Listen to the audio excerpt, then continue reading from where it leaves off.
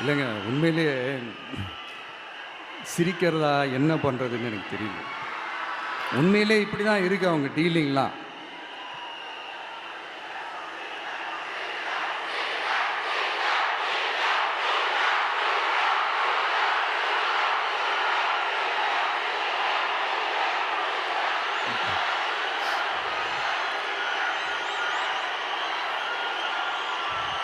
இப்படி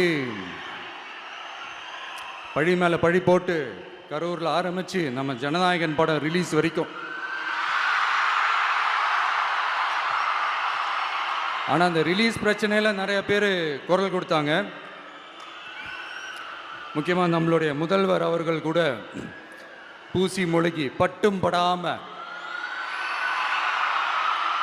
குரல் கொடுத்தாங்க. But what ever it is, குரல் கொடுத்த அவங்களுக்கும் மற்றவங்க எல்லாருக்கும் இந்த நேரத்தில் என்னுடைய நன்றியை தெரிவிச்சுக்கிறேன். இப்படி நாம் வெளிப்படையாக பேசுகிறதுனால சிஎம் சாரோட மனநிலை இப்போ எப்படி இருக்கும் தெரியுமா? ஏற்கனவே கட்சிக்காரங்க தொல்லை தாங்க முடியல, தூங்க விட மாட்டேறாங்க. இந்த விஜயும் வந்து தூங்க விட மாட்டான். நம்ம பாட்டுக்கு ஹைவேல சைக்கிளில் சோலாவா போலான்னு நினச்சோம். இவன் நாடானா மக்கள் சக்தியோட வந்துட்டு இருக்கான். இவன் தான் கேள்வி கேட்கறான்னு பார்த்தா மக்களையும் கேள்வி கேட்க வைக்கிறான். 1000 ரூபாய் கொடுத்துட்டு இருந்தோம், 5000 ரூபாய் கொடுத்து ஏமாத்தலான்னு பார்த்தா அதையும் கேள்வி கேட்க வைக்கிறான். விசில் சத்தம் வேற விண்ண முட்டுது. கூட்டணி கட்சிகள் தொல்லை வேற தாங்க முடியல.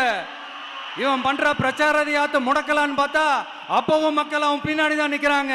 என்ன பண்றது ஏது பண்றதுன்னு தெரியாத ஒரு மனநிலையில இருப்பாரு.